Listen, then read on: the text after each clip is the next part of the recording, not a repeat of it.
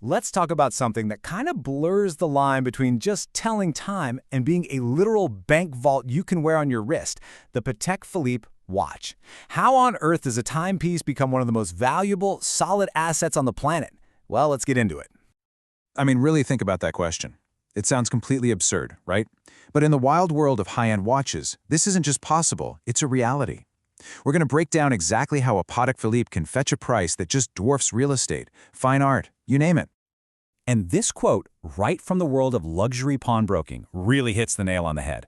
For the people who deal in these kinds of high-stakes assets, a Patek isn't just a watch. No, it's a rock-solid form of collateral. It has this incredible legacy baked right in that means there's always going to be a line of collectors and investors waiting.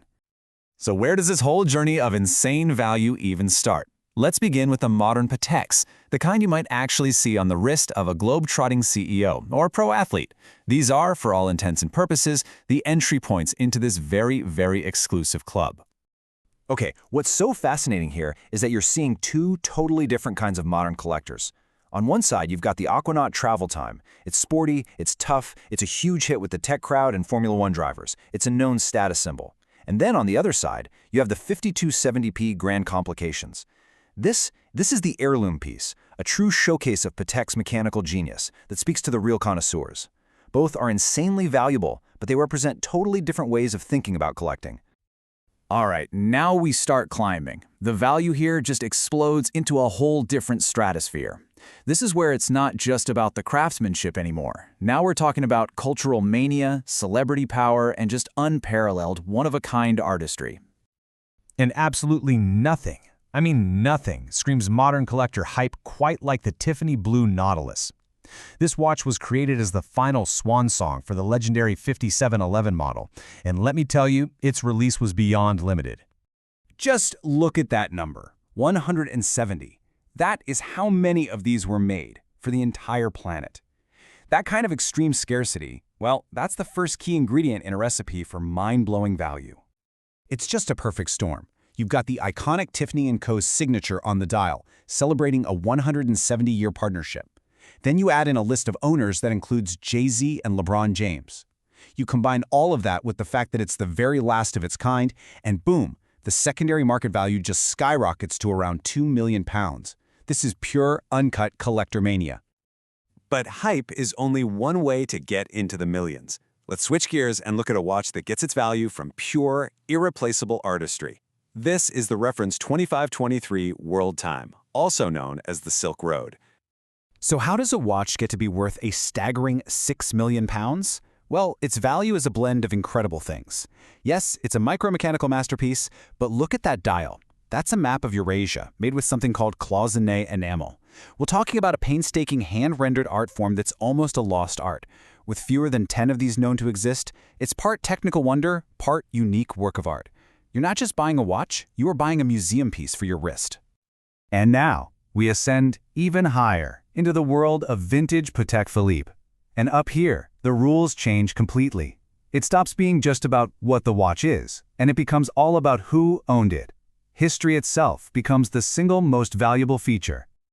The word you need to know here is provenance. You can think of it as the watch's life story, its resume.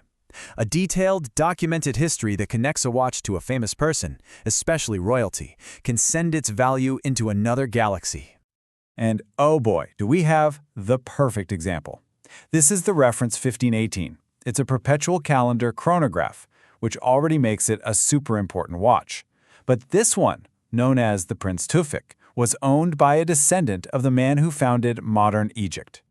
And that royal connection, that provenance, is precisely why it sold for $9.5 million at auction. The paperwork, the proof linking it to Prince Tufik, that was the multi-million-dollar ingredient. But hang on. What could possibly be more valuable than a super rare pink gold Patek owned by royalty? How about the exact same watch, but made out of humble stainless steel? I know, it sounds totally backwards, but for Patek Philippe, putting one of their most complicated movements in a simple steel case is the ultimate sign of rarity. This chart just says it all, doesn't it? While there are about 14 of those pink-on-pink 1518s known to exist, there are only just four of the steel ones confirmed in the entire world. That mind-bending rarity is why one of them sold for over $11 million. It's the ultimate stealth wealth masterpiece. Okay, we finally reached the summit. At this level, these aren't just watches anymore. They're unique, one-of-a-kind historical artifacts. This is the unobtainium of the watch world, where the prices are simply legendary. And here we have the two heavyweights, the two contenders for the most valuable timepiece ever sold. On the left, a legend from the past, the Henry Graves Super Complication pocket watch.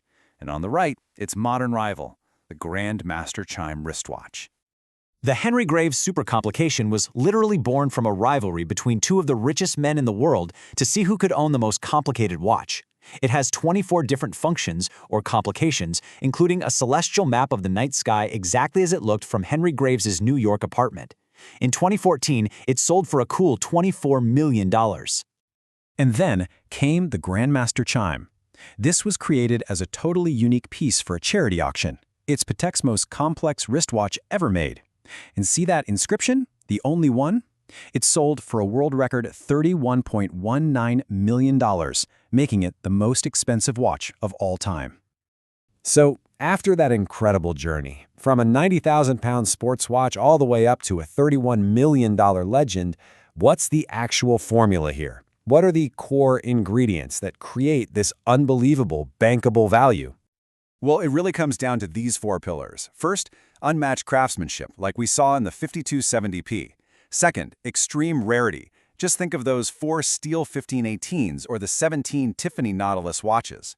Third, legendary provenance, the story behind the watch, like Prince Tewfik's royal connection. And finally, all of that together creates the fourth pillar, guaranteed demand, a universal, unstoppable appetite that makes these watches as reliable as gold. Which really leaves us with one final question to think about. When you buy a Patek Philippe, are you buying something that tells time? Or are you buying a rare historical asset that just happens to? It's a question that gets right to the heart of what makes these objects so incredibly captivating.